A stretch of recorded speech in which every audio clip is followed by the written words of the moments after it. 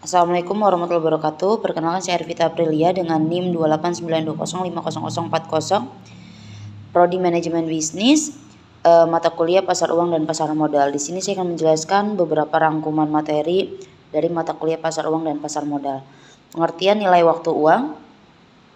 William Erlacher mengemukakan bahwa team value of money didasarkan pada gagasan bahwa sejumlah uang di tangan seseorang saat ini bernilai lebih dari jumlah yang sama yang dijanjikan pada beberapa waktu pada masa depan. Dalam ekonomi konvensional, time value of money didefinisikan sebagai a dollar today is worth more than a dollar in future because a dollar today can invest to get a return. Maksudnya uang atau dolar hari ini lebih berharga dibandingkan dengan nilai uang pada masa yang akan datang. Uang saat ini bisa membeli, contoh misalkan uang hari ini senilai 1 juta bisa membeli 1 buah gram emas antam, tapi 5 tahun ke depan belum tentu 1 juta itu bisa dibelikan 1 buah emas, 1 gram emas gitu loh teman-teman.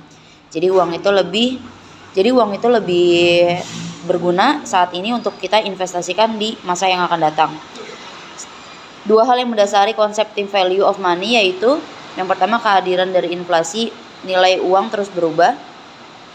Yang kedua, preferensi konsumsi saat ini untuk konsumsi masa depan.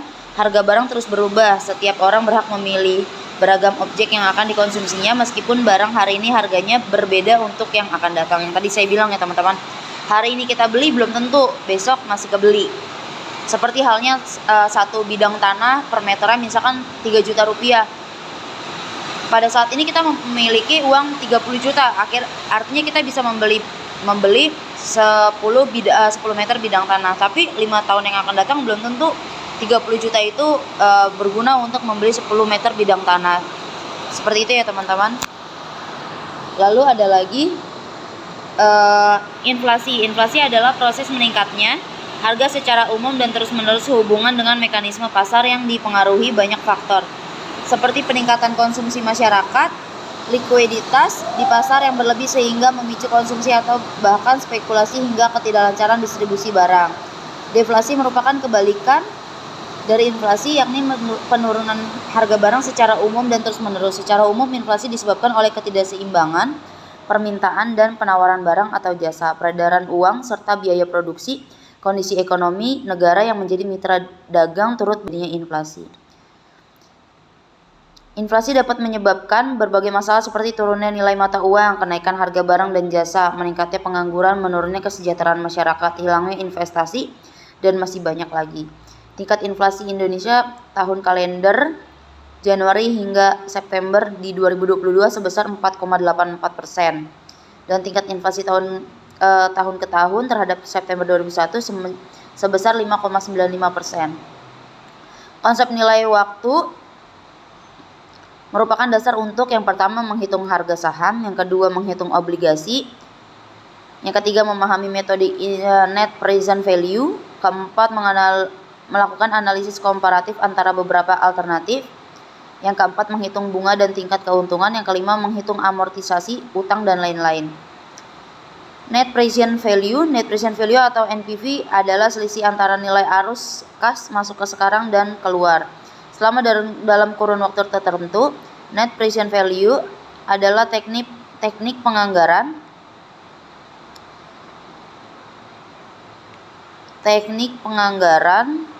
sebentar ya teman-teman.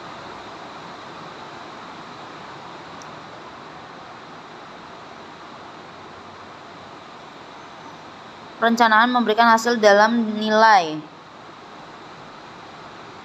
menjadi salah satu metode yang dapat menguji apakah ide terkait bisnis yang akan dijalankan layak dan menghasilkan keuntungan. Dijalankan layak. Cara menghitung NPV investigasi jangka panjang, jumlah nilai saat ini dan arus kas yang akan datang. Di sini teman-teman bisa lihat ya, ada diagramnya. Pengertian pasar uang. Pasar uang atau money market adalah tempat pertemuan abstrak yang digunakan para pemilik dana jangka pendek untuk menawarkan kepada calon pengguna yang membutuhkannya baik secara langsung maupun melalui perantara. Adapun dana jangka pendek adalah dana-dana yang dihimpun dari perusahaan maupun perseorangan dengan batas waktu dari 1 hari sampai 1 tahun yang dapat diperjualbelikan dalam bentuk pasar uang. Andri Sumitra, pasar keuangan dapat bermakna sebagai sistem pasar yang memfasilitasi terjadinya perdagangan antar produk. Pertemuan antaranya pembeli dan penjual untuk memperdagangkan produk keuangan dalam berbagai cara termasuk penggunaan bursa efek. Lalu selanjutnya manfaat dan pasar uang dan fungsi pasar uang. Fungsi pasar uang adalah sebagai berikut: mempermudah masyarakat memperoleh dana-dana jangka pendek. Yang kedua, memberikan kesempatan masyarakat berpartisipasi dalam pembangunan dengan membeli sertifikat bank. Yang ketiga, pasar uang adalah sebagai berikut: mempermudah masyarakat memperoleh dana-dana jangka pendek. Yang kedua, memberikan kesempatan masyarakat berpartisipasi dalam pembangunan dengan membeli sertifikat bank. Yang ketiga, menunjang program pemerataan pendapatan bagi masyarakat. Manfaat pasar uang adalah sebagai berikut. Yang pertama, memacu suksesnya pembangunan ekonomi. Yang kedua, menyerap tenaga kerja. Yang ketiga, terpenuhi kebutuhan kredit jangka pendek. Yang keempat, terpenuhi kebutuhan barang dan jasa bagi masyarakat yang semakin berkualitas. Lalu di sini ada jenis-jenis resiko pasar uang ya teman-teman. Teman-teman bisa baca sendiri. Ada interest rate rise, resiko reinvestment, resiko gagal bayar, resiko inflasi, resiko valuta, resiko politik, dan marketability dan liquidity price. Agak belibet ya teman-teman. Mungkin teman-teman bisa bisa dibaca sendiri di tabel yang saya presentasikan ini. Ada lagi jenis pasar uang dan definisi dan instrumennya. Ada pasar uang, pasar modal, pasar valuta asing, dan pasar barang berjangka ya teman-teman. Mungkin segitu aja rangkuman saya saat ini. Teman-teman bisa cari dari sumber yang lainnya apabila keterangan dari presentasi saya kurang jelas. Sekian dan terima kasih. Wabillahi taufiq walhidayah. Wassalamualaikum warahmatullahi wabarakatuh.